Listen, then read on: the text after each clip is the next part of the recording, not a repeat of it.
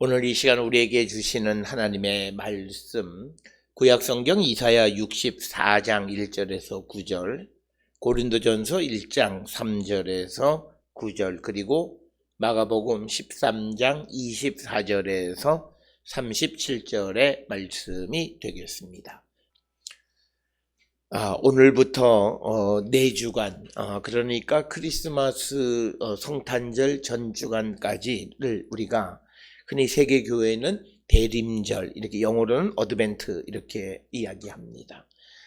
영어 말 그대로 예수님의 오심을 기념하는 주연절을 준비하는 절기가 바로 이 대림절이 되겠고, 주후 4세기경부터 지켜지기 시작하다가 6세기 그레고리 때부터 예수 그리스도의 초림, 그러니까 이미 오신 예수님과 이제 앞으로 오실 예수님을 기념하는 절기로 이제 정착되어져서 이 땅에 있는 모든 교회, 개신교이든 구교이든 모두가 다 이제 대림절 혹은 대강절을 지키게 됩니다. 특별히 대림절 주간 가운데에서 12월 둘째 주일을 세상에 하나님의 말씀이 선포된 날, 그래서 성서주일로 이렇게 지키고 있습니다. 그리고 앞에 우리 강대상에도 보면 이 대림절에는 주로 보라색 혹은 청색, 그런데 주로 보라색을 많이 사용을 하고 있고, 이 보라색은 따뜻하고 침착한 어떤 기풍을 가진 희망과 동경의 그런 색상으로, 이것은 고대시대의 왕의 존엄성과 참회 그리고 금식을 상징하는 색깔로 보랏빛을 많이 사용을 합니다. 그래서 이제 대림절 4주간, 첫째 주, 둘째 주, 셋째 주, 넷째 주 이렇게 대림절을 시작하면서 첫째 주에는 촛불을 하나, 둘째 주에는 촛불을 2개, 셋째 주에는 촛불을 3개, 그리고 마지막 대림절 넷째 주에는 촛불을 이제 4개를 켜는데, 그 촛불에는 의미가 있습니다. 특별히 오늘 우리가 지나는 대림절 첫째 주간의 그 불타는 촛불의 상징은 다시 오시는 주님에 대한 기대감, 그리고 소망, 이것을 상징하는 그런 촛불이 되겠고, 그래서 우리가 대림절을 보내면서 우리가 이때 가져야 되는 것은 주님을 기다리는 어떤 기쁨 안에서 우리가 이 세상을 살아가는 자들이 되어야 한다라고 하는 겁니다. 그런데 이제 주님이 이 땅에 오신다라고 하는 것은 우리가 성경을 통해서 보면 곧 그것은 세상의 종말과도 같은 겁니다. 그러니까 새로운 시대와 구시대의 끝은 서로 맞닿아 있다라고 하는 것입니다. 그래서 우리가 지난 주간에 이제 한 해의 마지막 주간을 지나면서 우리에게 주시는 주님의 말씀이 깨어 기도하라라고 하는 그런 말씀을 우리가 들었는데, 이제 대림절을 시작하면서도 종말과 그리고 새로운 시작이 맞닿아 있기 때문에 이 대림절에 우리가 지내야 될 때 가져야 되는 마음의 자세는 조심하고 깨어있는 자가 되라라고 하는 것입니다. 특별히 오늘 우리가 읽은 말씀에서도 나오지만 마가복음 13장에서도 그날이 언제가 될지 알지 못하기 때문에 우리가 오시는 주님을 기다리면서 깨어있는 자가 되라, 이렇게 말씀하고 있습니다. 그래서 오늘 우리는 이 대림절을 보내면서 우리는 기쁨의 마음을 갖고 살아가는 자들이 되어야 한다. 그러면서도 그 오시는 주님을 우리가 맞이할 수 있기 위해서 늘 깨어있는 자가 되어야 한다라고 하는 것입니다. 특별히 우리가 2020년을 마무리하고 2021년을 준비할 때에, 특히 우리가 지난 한 해 동안은 코로나19로 어떻게 지나갔는지 우리가 알 수 없을 만큼 그런 힘든 시기를 살았고, 아직도 그것이 끝나지 않은 그때를 살아가면서 우리는 이제 2021년에는 하나님께서 이 땅에 오셔서 평화를 주실 것이다, 새로운 시대를 주실 것이다 라고 하는 그런 기대와 희망을 갖고 우리가 살아가는 자들이 되어야 한다.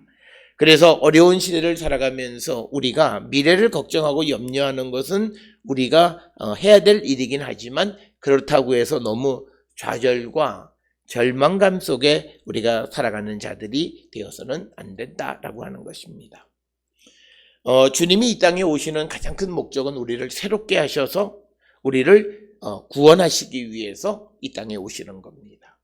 그래서 우리가 오시는 주님을 영접하고 맞이할 준비를 하는 성도의 자세는 열린 마음. 그러니까 주님이 오셔서 우리의 삶에 깊이 개입하시는 그 주님을 내가 맞이할 수 있는 그런 열린 마음을 갖고 살아가는 자들이 되어야 한다. 심리학자들은 세상을 살아가는 데 있어서 기쁨을 누리고 살아가는 사람들과 삶의 어려운 시대에 불행을 느끼고 살아가는 사람들을 조사해 보면 열린 마음을 가진 사람들은 긍정적 생각 속에서 희망을 갖지만 그러나 폐쇄적이고 자기 생각에 매몰되어 있는 사람들은 굉장히 어렵고 심리적으로도 힘든 시대를 살아가고 있다. 이렇게 연구 결과를 발표하는데 아마 오늘 우리가 살고 있는 이 시대에도 코로나19로 말미암아 어려운 시대를 똑같이 살지만 어떤 이들은 희망을 갖는 사람이 있지만 어떤 이들은 새로운 한 해 2021년에서 절망, 좌절 이런 속에 살아가는 사람이 있는데 우리는 새로운 시대 주님이 오심을 기다리는 자로서 열린 마음, 주님에게 순종하는 마음, 오시는 주님을 기꺼이 마음에 받아들일 수 있는 그런 자세를 갖고 살아가는 자들이 되어야 한다라고 하는 겁니다. 주님이 오시면 우리를 구원해 주시기 위해서 우리가 지난 주간에도 보았듯이 우리의 과거의 삶에 대해서 평가하십니다. 그렇기 때문에 우리가 이 새로운 희망을 가지려면 항상 전제되어져야 하는 것이 회개라고 하는 거예요. 자기를 돌아보는 삶, 과거로부터 떠나야 미래에 희망이 있다라고 하는 것입니다. 우리가 한 사람의 개인의 인생을 돌아봐도 우리가 새로운 시대로 새로운 삶으로 잘 도약하지 못하는 이유는 과거에 발목이 잡혀 있기 때문에 그렇습니다. 심리적으로나 마음으로도 과거의 사건에 붙잡혀 있거나 또는 과거의 나쁜 습관에 붙잡혀 있기 때문에 그것을 떨쳐버리지 못하고 말로는 그리고 현상적으로는 새 시대가 되어졌지만 사실 자기 자신은 아직도 과거에 머물러 있는 사람들이 많이 있는데 우리가 이 새로운 시대를 맞이할 수 있으려면 먼저 우리는 자신을 성찰하고 그리고 회개하는 자가 되어야 한다. 회개라고 하는 것은 내가 좀 아쉬운 면, 내가 좀 이런 면을 좀 더 잘 살았으면 하는 그런 것들을 가지고 있을 때 바로 그 회개가 우리에게 희망을 불어준다라고 하는 것이 심리학자들의 이야기입니다. 그래서 사람이 희망을 갖는 것은 내가 잘할 수 있는 사람이라고 하는 것을 그냥 가지고 있으면 그 사람은 잘할 수 있을 것 같은데 오히려 그 잘해야 된다라고 하는 것 때문에 두려워하고 실패하는 경우들이 많다. 그래서 요즘 경연 프로그램들이 많이 있는데 너무나 열심히 해서 자기가 완벽하게 잘할 수 있다라고 생각하는 사람은 실패한다라고 하는 거죠. 그게 아니라 대부분 어떤 심사위원들이 보면 그냥 즐겨라. 그러니까 실수할 수 있다. 그렇게 열린 마음을 가지고 있을 때 오히려 그는 더 자기 자신의 그 기량을 발휘할 수 있다라고 하는 겁니다. 마찬가지로 우리가 내 자신을 돌아보면서 내 자신의 부족함을 인정할 때 그때 우리는 오히려 그 부족함 속에서 희망을 찾아갈 수 있다라고 하는 것입니다. 따라서 오늘 우리가 읽은 이사야 64장 1절로부터 9절에 있는 말씀을 통해서 보면 이제 하나님께서 이제 강림하신다. 하나님이 이 땅에 오신다라고 말씀하십니다. 하나님이 이 땅에 오시는 이유는 세상을 심판하시게, 그러니까 심판이라고 번역이 되어 있긴 하지만 세상을 판단하시는 거예요. 누가 옳고 누가 그른 것을 판단하시기 위해서. 그래서 주님이 오시든 하나님이 임하시든 항상 임하시면 옳고 그름을 판단하신다라고 하는 것입니다. 그런데 하나님께서 이제 내려다 보니까 모든 사람들이 제대로 살아가는 사람이 없다라고 하는 것입니다. 그래서 하나님께서 보니까 4절에 5절에 보면 나오죠. 주께서는 주께 기쁘게 공의를 행하는 자, 그리고 주의 길에서 주를 기억하는 자를 선대하는데 우리가 범죄함으로 주께서 진노하셨고 이 현상이 이미 오래되었사오니 우리가 어찌 구원을 얻을 수 있겠는가. 그러니까 오늘 주시는 5절에 있는 말씀에서 보면 하나님께 죄 지은 상황이 오래되었다라고 하는 것은 자기를 돌아보는 성찰과 회개가 없었다라고 하는 것을 의미합니다. 그래서 우리가 물리적으로 매년 새로운 한 해를 시작하거나 또는 어떤 계기에 새로운 출발을 할 때 우리에게 꼭 필요한 것은 과거에 대한 정리입니다. 그 과거에 대한 정리는 바로 자기를 성찰해서 우리가 잘못한 것과 잘한 것이 무엇인가를 분명히 우리가 인정하는 그런 모습이 있어야 한다. 오늘 우리가 살고 있는 이 시대에 우리가 살고 있는 이 시대를 걱정하는 가장 큰 것 중에 하나는 요즘 정치인들이 자기의 잘못을 인정하지 않아요. 모든 것에 대해서 자기를 합리화하는 자들, 이건 하나님이 보셨을 때 그들에게 복을 내려주지 않으세요. 그럼 뭔가 내가 열심히 하긴 했지만 그러나 내게 이런 부족함이 있다라고 하는 것을 인정하고 그 부족함을 채우기 위해서 더 나은 삶을 살아가는 자들이 되어야 되는데, 오늘 주시는 말씀처럼 자기의 부족함이 있음에도 그걸 보지 못하고 그런 현상이 오래되어져서 결국은 그것이 고착화되어질 때 그들은 오히려 하나님의 심판을 받게 된다라고 하는 것입니다. 그래서 오늘 주시는 본문을 통해서 보면 이스라엘 사람들에게 나타나는 현상이 별로 건강하지 못한 그런 모습이 나타나고 있는 것을 오늘 우리에게 보여주고 있고, 또 6절에서 또 말씀하시기를 우리는 다 부정한 자 같아서 우리의 의는 다 더러운 옷과 같고 우리는 다 잎사귀 같이 시들므로 우리의 죄악이 바람같이 우리를 몰아가나이다. 그러니까 이스라엘 사람들이 죄 가운데 있는 자들. 그래서 하나님은 그런 사람들을 이제 심판하시는데, 그래서 7절에 있는 말씀에 보면 우리가 이제 소멸되게 하였다라고 하는 거예요. 죄악으로 말미암아 우리가 소멸된다는 거죠. 그런데 이제 대반전이 이런 상황 속에서 8절에 하나님 앞에 간구하는 겁니다. 주님의 자비와 긍휼을 구하는 기도예요. 여호와여, 이제 주는 우리 아버지시니이다. 우리는 진흙이요 주는 초기당이시니 우리는 다 주의 손으로 지은 것이다 라고 고백하는 겁니다. 그래서 오늘 주시는 본문에서 8절에서 하나님은 우리의 아버지시다, 또 우리의 토기장이시다 라고 고백하는 것은 하나님이 내 주인이라고 하는 것을 인정하는 것이 되겠습니다. 그러면서 하나님에게 자비와 긍휼을 구하는 겁니다. 오늘 주시는 본문의 1절로부터 9절까지 해서 1절부터 7절까지는 이스라엘의 상황이 다 죄 가운데 있다라고 하는 것. 8절 9절에서는 그럼에도 불구하고 하나님의 자비와 긍휼을 구하는 기도를 할 때 하나님이 그들을 구원해 주신다는 거예요. 그래서 이것을 우리에게 적용하면 우리가 하나님 앞에 온전하지 못하고 부족한 점이 있지만 그러나 하나님의 도움을 구할 때 하나님은 우리를 도와주시고 우리를 구원으로 인도하시는 분이시다라고 하는 겁니다.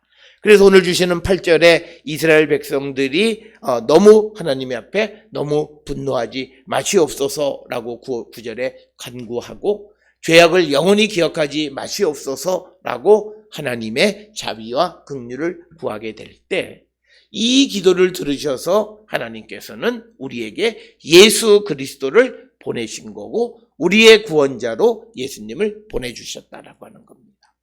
마찬가지로 우리가 이 땅을 살아가면서 우리는 우리 자신을 성찰하고 부족함을 인정하고 하나님의 도움을 구할 때 하나님은 우리에게 자비와 긍휼을 베풀어 주시고 우리를 구원으로 인도해 주시는 분이시다라고 하는 겁니다. 따라서 오늘 우리가 대림절 첫째 주간을 보내면서 우리는 우리 자신을 성찰하고 회개에 합당한 열매를 맺고 하나님의 자비와 긍휼을 구하고 하나님 앞에 간절히 기도할 때 하나님은 우리를 구원해 주시는 분이시다라고 하는 겁니다. 따라서 우리에게 임하셔서 우리를 구원해 주시는 그 주님을 기다리는 삶을 살아가는 성도의 자세는 항상 자기를 성찰하고 하나님의 도움을 구하는 겸손한 삶을 살아가는 자가 될 때 하나님은 그들에게 은혜를 베풀어 주시는 분이시다라고 하는 겁니다. 따라서 우리는 어렵고 힘든 시대를 살아가면서 우리가 잘했다라고 말하기보다는 여태까지 잘해왔지만 그러나 그 잘한 것 속에서 아쉽고 부족한 것을 인정할 때 그들의 내일은 오늘보다도 훨씬 더 나은 삶을 살아갈 수 있다라고 하는 겁니다. 그런데 사람이 거꾸로 난 잘했어 라고 얘기할 때 그 잘한 것을 자랑하는 것 때문에 결국은 발목을 잡히게 된다라고 하는 거죠. 오늘 우리가 살고 있는 이 시대의 코로나19를 통해서 우리에게 주시는 것도 보면 우리는 초기에는 K방역 그러면서 굉장히 자랑하고, 그런데 지금 해외에서 관심을 갖는 거는 그렇게 자랑하던 나라에 500명 넘는 확진자들이 생겼는데 이 추이가 어떻게 될 것인가를 보는 겁니다. 사람이 겸손함이 없을 때에는 항상 어려움에 직면하게 되고 내가 자랑하던 것이 결국은 자기 발목을 잡게 되어진다라고 하는 것. 그래서 우리가 항상 기억하셔야 되는 것은 우리가 열심히 잘 살았지만 그런 잘 살아온 삶에서 조금 부족한 2%를 인정하고 하나님의 도움을 구하는 자가 될 때 하나님은 그 2%까지도 채워주셔서 온전한 삶을 살아갈 수 있게 우리를 구원해 주시는 분임을 우리에게 가르쳐주는 말씀이 오늘 우리가 함께 읽은 이사야 64장 1절로 9절의 말씀이 되겠습니다. 그러면서 이제 우리가 주님의 재림을 기다리는 성도들이 어떤 모습으로 살아야 되는가라고 하는 것에 대해서 우리에게 가르쳐주는 것이 마가복음 13장 24절로부터 37절에 있는 말씀이 되겠습니다. 오늘 주시는 본문의 말씀을 보면 24절로부터 27절에서는 인자가 오시기 전에 이제 어떤 자연적인 변화를 통해서 그 징조를 보여주신다라고 하는 겁니다. 그래서 24절에 보게 되면 달이 빛을 잃어버리게 되고 별들이 하늘에서 떨어지고 또 그리고 하늘에 있는 것들이 흔들리게 되고 그때에 이제 인자가 예수께서 구름을 타고 큰 권능과 영광으로 오시고 그것을 사람들이 보게 될 것이다 라고 하는 것입니다.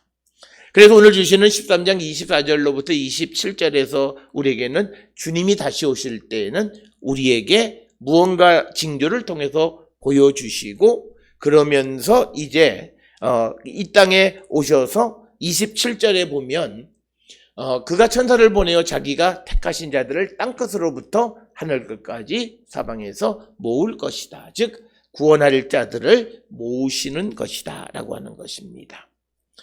그래서 오늘 주시는 본문에서 이게 주님이 이제 이 땅에 오신다라고 하는 것을 분명하게 우리에게 말씀하고 있습니다. 지난 시간에도 우리가 지난 주간에도 말씀을 드렸듯이 기독교 신앙의 큰 기둥 중에 하나는 예수님의 죽음과 부활이고 그 다음에 그 부활하신 주님이 다시 오신다라고 하는 약속입니다. 오늘 주시는 24절부터 27절이 그것을 우리에게 확실하게 인자가 큰 권능과 영광으로 오는 것을 사람이 보게 될 것이다. 그래서 우리가 이미 오신 예수님을 초림, 그리고 다시 오시는 주님을 재림주다 이렇게 표현을 하는데 그 주님이 다시 오시면 주님이 택하신 자들을 모아서 그들을 구원하실 것이다 라고 말씀합니다. 그러면서 28절로부터 31절까지에서는 무화과나무의 비유를 설명하게 됩니다. 그러면서 그 무화과나무의 이야기를 통해서 우리에게 주시는 말씀은 31절에 천지는 없어지겠으나 내 말은 없어지지 아니하리라. 그러나 32절에 그날과 그때는 아무도 모르나니 하늘에 있는 천사들도 아들도 모르고 아버지만 아시느니라.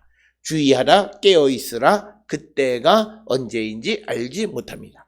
주님이 다시 오시기는 하지만 그날이 언제냐 아무도 알 수 없다. 그래서 우리가 기독교 이단들 중에 세상 끝날이 언제다라고 확정하는 것은 그건 이단이에요. 우리가 간단하게 생각하면 돼요.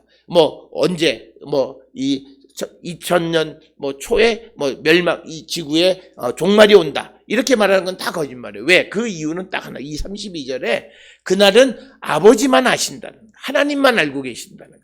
그런데 32절에 있는 말씀처럼 천사나 아들도 모르는, 여기서 말하는 아들은 예수님도 모른다는 거예요. 그리고 아버지만 아신다는 건 하나님만 아시는데 우리 주변에 어떤 이들은 자기가 그 계시를 들어서 세상 끝날이 언제인 줄을 안다. 그래서 어떤 이들은 날짜까지 확정하는 일을 보는데 이런 것들은 성경을 통해서 보면 전부 다 이단인 거예요. 아무도 알 수 없어요. 단지 징조는 보여주세요. 앞에서 봤듯이 달이 빛을 잃고 별이 또 하늘에서 떨어지고 그래서 우리가 별똥별이 떨어지거나 운석이 떨어지는 일들이 많이 있었을 때 종말이 가까웠다라고 생각하는 이유는 바로 오늘 우리가 읽은 마가복음 13장 24절로부터 26절까지의 그런 징조에 의한 것이지, 그렇지만 종말이 가까웠다라고 하는 정도는 알지만 그날이 언제냐? 그날은 아무도 알지 못하기 때문에 우리는 깨어 있으라, 이렇게 우리에게 말씀하는 겁니다. 그러니까 우리가 시간을 정해놓고 내일 아침에 6시에 일어난다 그러면 푹 자다가 6시 전에 알람을 듣고 일어나면 돼요. 그런데 그게 아니라 밤중에 언제든지 내가 아무 때나 찾아가겠다 그러면 그때는 잠을 못 자죠. 언제 올지 모르니까. 마찬가지로 주님이 오시는 날도 오긴 오시는데 언제 오시느냐? 글쎄 언제인지 모르겠어 라고 말씀하시기 때문에 그럴 때에는 우리가 그 한밤을 꼬박 세우고 기다릴 수밖에 없다. 이것처럼 우리에게 주의하여서 깨어있으라. 그때가 언제인지 알지 못함이라, 이렇게 말씀합니다. 주님이 확실하게 오시지만 그날이 언제냐? 그날은 우리가 알 수 없어. 그럼 우리는 어떻게 해야 되느냐? 항상 주의 깊게 깨어있는 자의 삶을 살아야 된다라고 우리에게 말씀하는 것이 오늘 우리가 읽은 마태복음에서 우리에게 주시는 말씀이 되겠습니다. 그러면서 오늘 우리가 함께 읽은 고린도전서 1장 3절로부터 9절에 있는 말씀에서도 우리에게 그 8절에 보게 되면 그리스도의 날에, 그러니까 예수 그리스도의 날이라고 하는 것은 주님이 다시 오시는 날이에요. 그때에 우리가 책망받는 것이 없는 자로 끝까지 견고하게 우리가 세워지는 자가 되어야 한다라고 하는 겁니다. 우리가 그렇게 되어지려면 우리는 어떻게 살아야 되느냐? 우리가 앞에서는 항상 깨어있는 자이면서 늘 감사하는 마음을 가지고 살아야 된다는 거죠. 우리가 똑같이 어려운 시대를 살아가면서 어떤 이들은 좌절하고 절망하는 사람들이 있어요. 똑같이 지금 교회들이 어렵고 힘들다고 하는데 어떤 목사님들은 굉장히 낭망하고 실망하고 또 내년을 어떻게 살까 걱정 속에 있는 사람이 있는 반면에 어떤 목사님들은 어렵긴 하지만 그러나 이것이 우리를 돌아보니까 우리의 잘못을 고치시기 위한 하나님의 계획이었다라고 인정을 하면 미래가 희망이 있는 거예요. 왜? 나의 잘못을 회개하고 고쳐서 새로워지게 되면 새날은 우리에게 분명 유익하다라고 하는 확신을 갖는 거야. 그래서 우리가 앞에서 말씀드렸던 회개가 우리에게 희망을 준다라고 하는 건 그거예요. 그러니까 어떤 이들은 코로나19 언제 과학기술이 빨리 백신을 만들고 치료제를 만들어야 할 텐데 라고 하는 사람들은 내년 상반기도 벌써 좌절과 절망이에요. 어떻게 살지? 라고 어떻게 두렵게 살지? 그러나 그게 아니라 이 코로나 속에서 하나님은 우리를 돌아보게 하시고 성찰하게 하셨다라고, 그래서 자기의 잘못과 교회의 문제를 고쳐나가게 되면 우리가 이렇게 고쳤으니 이제 하나님은 우리에게 복을 주실 거다라고 하는 확신을 갖기 때문에 똑같은 고난 속에서 이 사람은 희망을 발견할 수 있다라고 하는 것입니다. 그래서 우리는 늘 세상을 살아갈 때 감사하는 마음으로 살아가는 거예요. 재앙이 왔다고 해서 재앙을 불평하는 것이 아니라 그 재앙 속에서 우리를 돌아보게 하시는 분, 그래서 우리가 하나님께 감사하는 삶을 살아야 한다라고 하는 겁니다. 그래서 오늘 주시는 고린도전서 1장 4절에서도 그리스도 예수 안에서 너희에게 주신 하나님의 은혜로 말미암아 내가 너희를 위하여 항상 하나님께 감사한다. 항상 감사하는 거예요.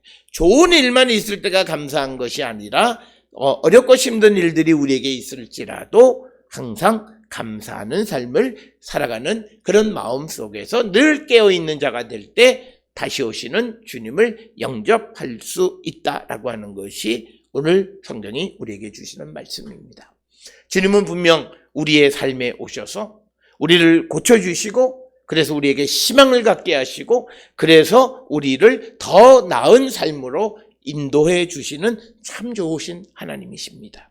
그 주님이 오시는 것을 맞이할 수 있기 위해서 우리가 나태하지 말고, 그리고 과거에 얽매여 있지 말고 열린 마음으로 그 주님을 받아들여서 어렵고 힘든 시대를 우리가 믿음으로 승리하는 거룩한 성도들이 다 될 수 있기를 주의 이름으로 축원합니다.